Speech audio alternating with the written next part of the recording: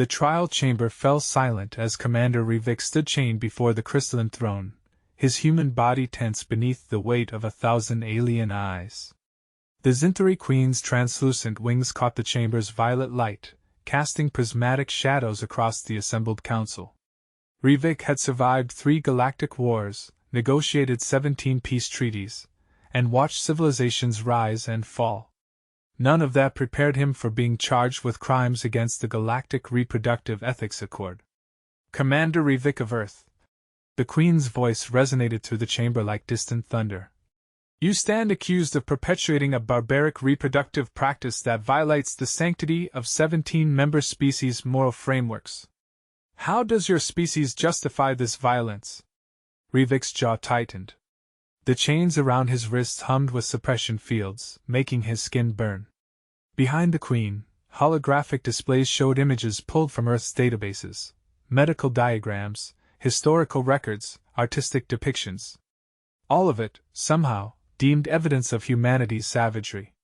The Galactic Council had spent 6 months building this case. 6 months of scrutinizing how humans came to be, how they perpetuated their species, and why that process should condemn them to isolation or worse. Your Honor, Rivik began, keeping his voice level. I'm a soldier, not a biologist. I don't have the expertise to. You are human.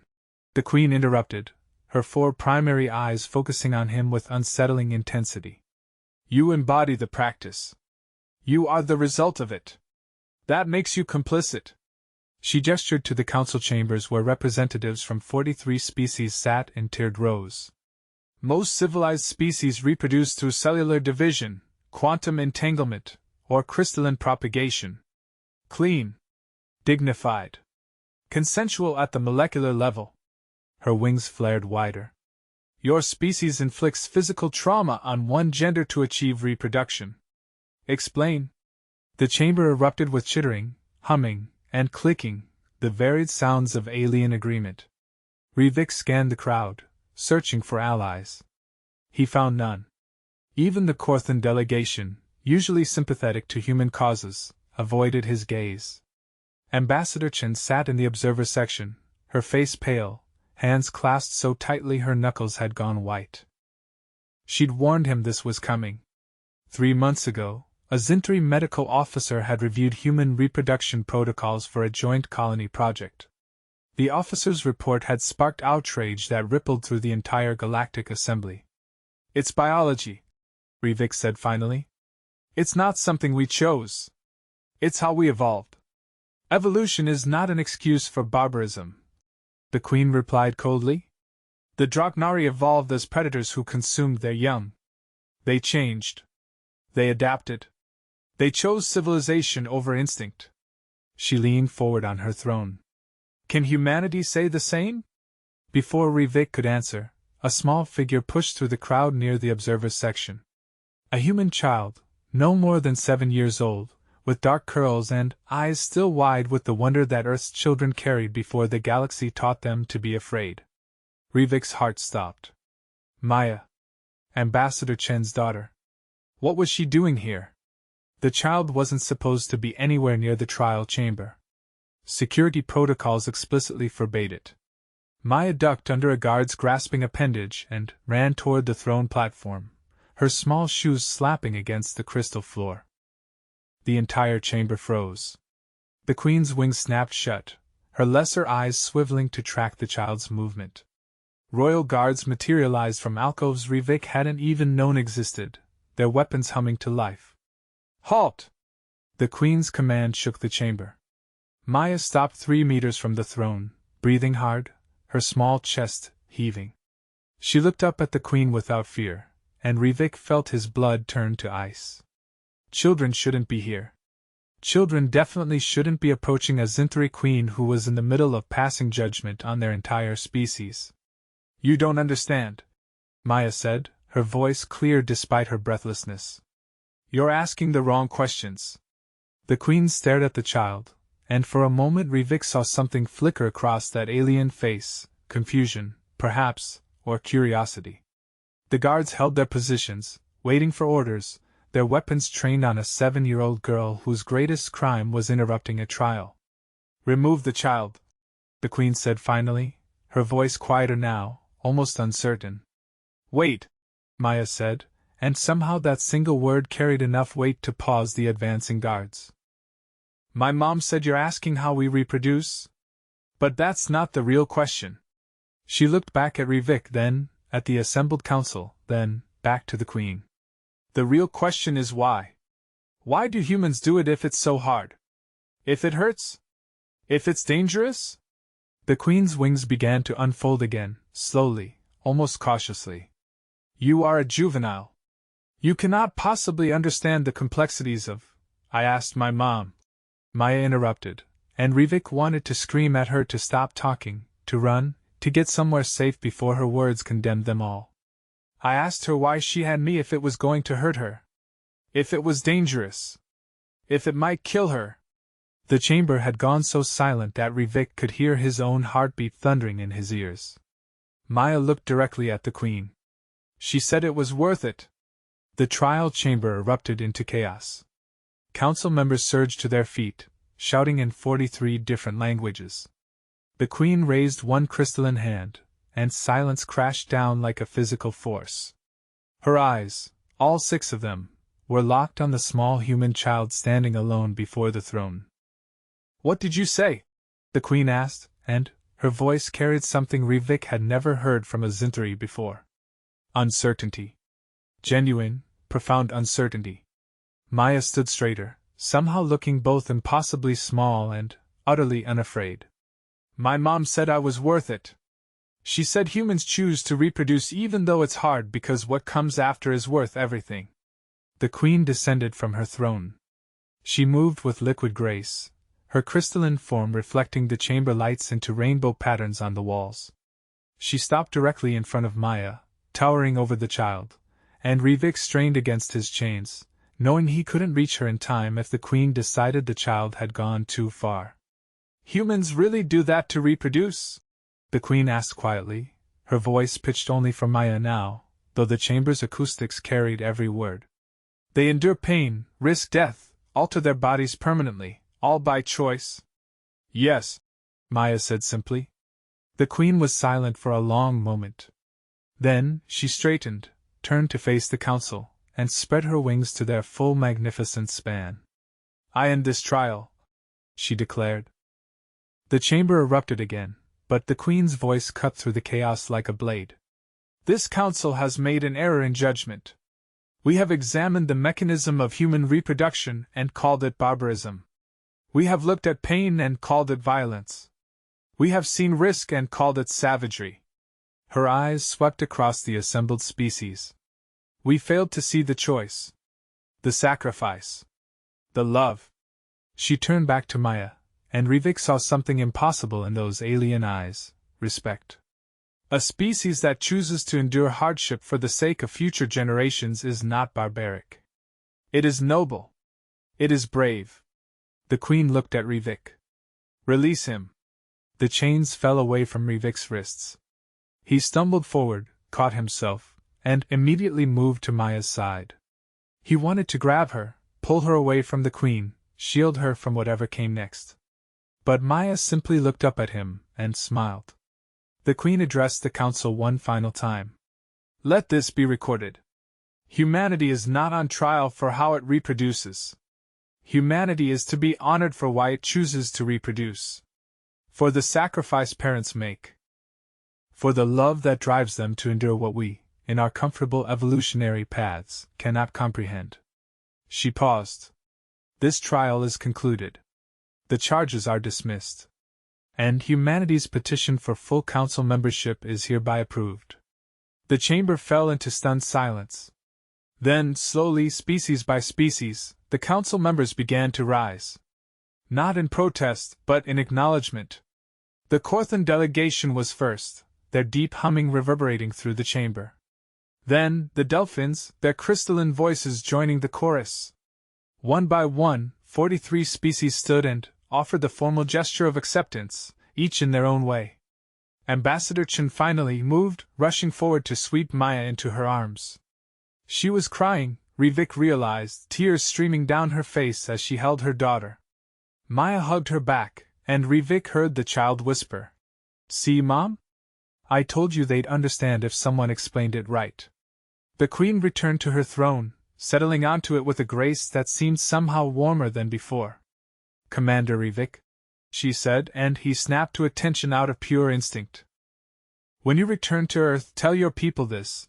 The galaxy has much to learn from humanity. Not about war or technology or diplomacy." She glanced at Maya, still wrapped in her mother's arms. "About love. About sacrifice. About choosing to endure pain because what lies beyond that pain is precious enough to make it bearable." Rivik felt something tight in his chest loosen. "I will, Your Honor." The Queen nodded once, then gestured to her guards.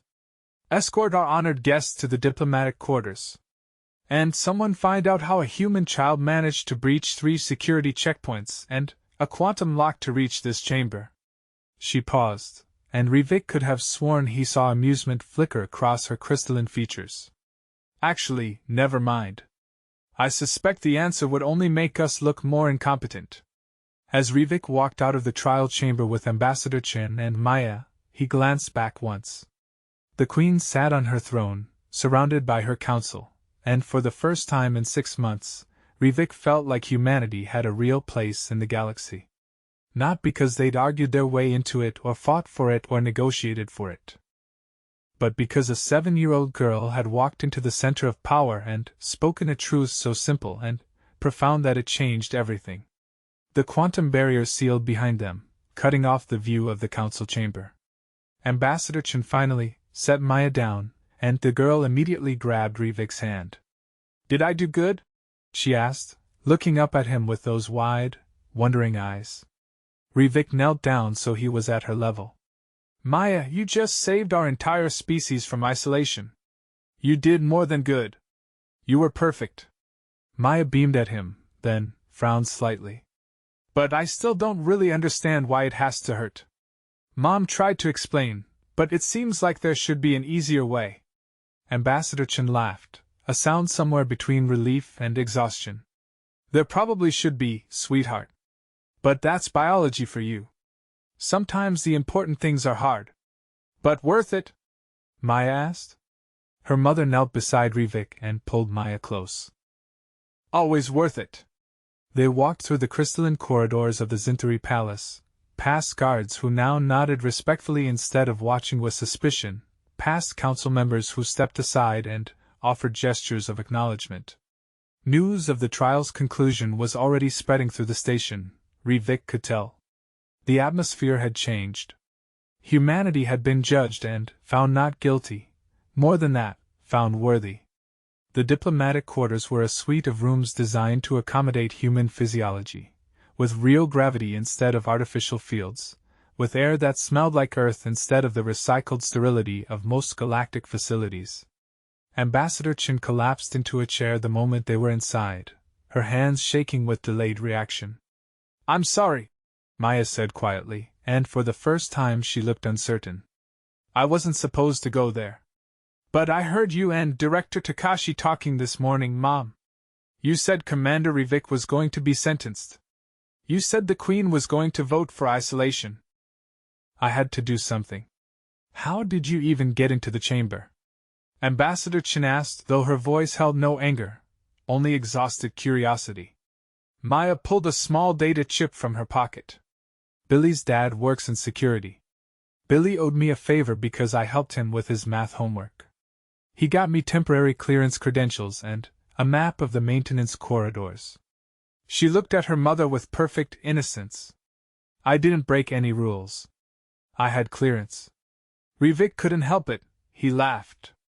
The sound surprised him, bursting out after 6 months of tension and fear and uncertainty. "You mobilized an intelligence operation using homework as currency and exploited security vulnerabilities to infiltrate a trial that would determine humanity's fate, and you did it all before breakfast." "It was after breakfast," Maya corrected. "I had cereal first." Ambassador Chen covered her face with her hands, her shoulders shaking. For a moment Rivik thought she was crying again, but then, He realized she was laughing too, the kind of laughter that comes when fear finally releases its grip and relief floods in to take its place. "I'm grounding you," Chen said, but there was no conviction in it. "For at least a week. Maybe a month. But I saved humanity," Maya protested. "Which is the only reason it's not a year," her mother replied. The diplomatic comm system chimed, and a holographic display materialized in the center of the room. Director Takashi's face appeared, his expression carefully neutral in that way that meant he was suppressing strong emotions. "Ambassador Chin, Commander Rivik, I've just received word from the Council. The trial's conclusion has been ratified. Humanity's application for full membership has been approved unanimously. The ceremony will be held tomorrow." He paused, and Rivik saw the director's eyes flick to Maya. "I've also received 17 formal inquiries asking how a human child managed to bypass station security. I told them I'd investigate and file a report. I'll have something on your desk by morning," Chen said. "No rush," Takashi replied, and now he was definitely smiling. "Take your time. Enjoy the victory. You've earned it." The hologram flickered out. Maya tugged on Rivik's sleeve. "Can I ask you something?" "Of course. Why didn't you just tell the Queen what I said? You're an adult. They would have listened to you." Rivik sat down on the floor so he was at her level again. "Because sometimes the message matters less than who delivers it. The Queen and the Council needed to see humanity's future, not just its present. They needed to understand that we don't just reproduce to continue our species, we do it because we believe in that future. We believe in children like you, who are brave enough and smart enough and good enough to make everything we endure worthwhile." He smiled at her. "I could have said all the right words, Maya, but you were the proof." "Oh," Maya said, considering this. Then she brightened. "Does that mean I don't have to do my homework this week? Because I already contributed to galactic civilization?" "Nice try," Ambassador Chen said. "Homework still happens. Worth a shot," Maya muttered. That night, Rivik stood at the viewport in his assigned quarters, looking out at the galaxy beyond the station. Thousands of stars, millions of worlds, billions of beings all connected through the fragile web of civilization that the Galactic Council maintained. Humanity was about to become a full thread in that web, woven in not through military might or technological advancement, but through a child's simple explanation of love and sacrifice. His comm chimed. Ambassador Chen's face appeared on the small screen. "Can't sleep either?" she asked. "Too much to process," Rivik admitted. 6 months of preparation, thousands of pages of testimony, expert witnesses from 20 different fields, and in the end it was a 7-year-old with homework leverage who saved us. "She's a remarkable kid," Chen said quietly. "Sometimes I forget just how remarkable until she does something like this." "She asked you if it was worth it," Rivik said. "Having her, I mean." "You told her yes." "I did. Did you mean it?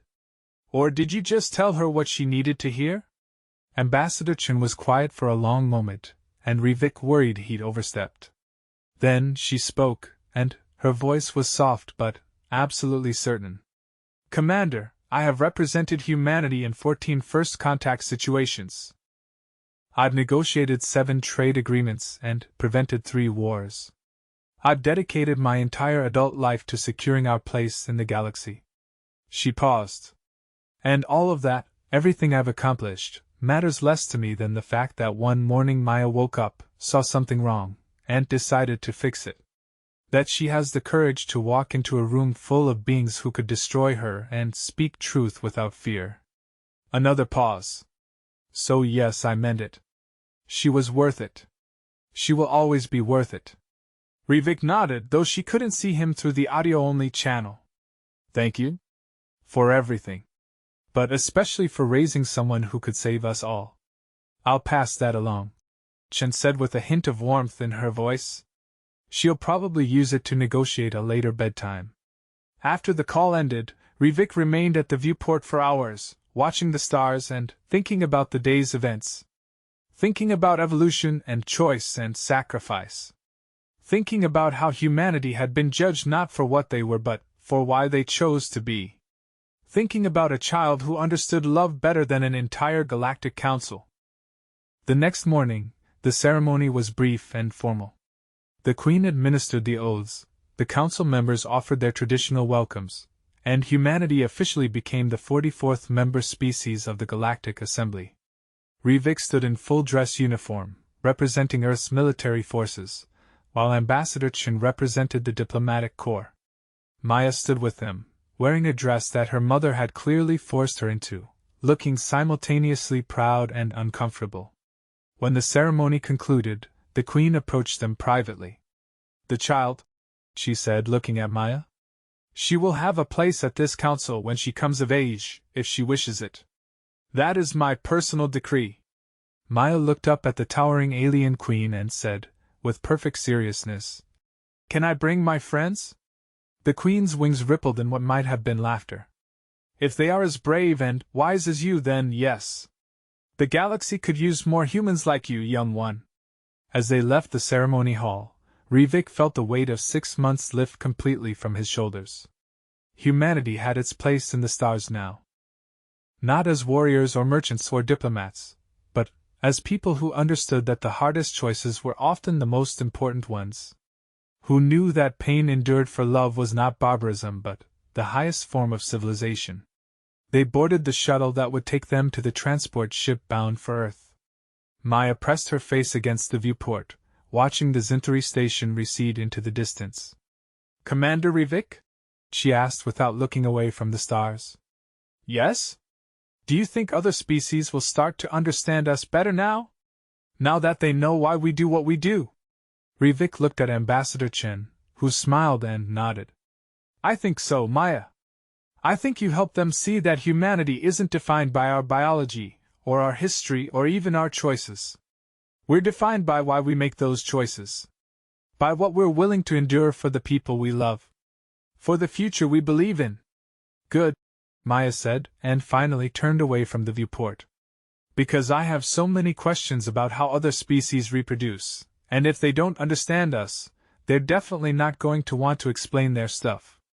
Ambassador Chen groaned.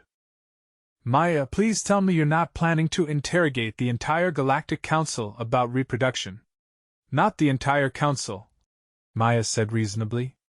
"Just the interesting ones." Rivik laughed, and the sound echoed through the small shuttle cabin. Beyond the viewport, the stars shone bright and welcoming, and humanity flew toward them with hope and humor and a 7-year-old girl who had changed the galaxy by simply asking the right questions at the right time. The future stretched ahead, vast and uncertain, but for the first time in 6 months, Rivik felt certain of one thing: humanity would be just fine. They had survived war and isolation and judgment, and they would survive whatever came next. Because they understood something that the galaxy was only beginning to learn. That love, messy, painful, sacrificial love, was worth any cost. And that a species willing to endure hardship for the sake of their children was a species that could endure anything at all.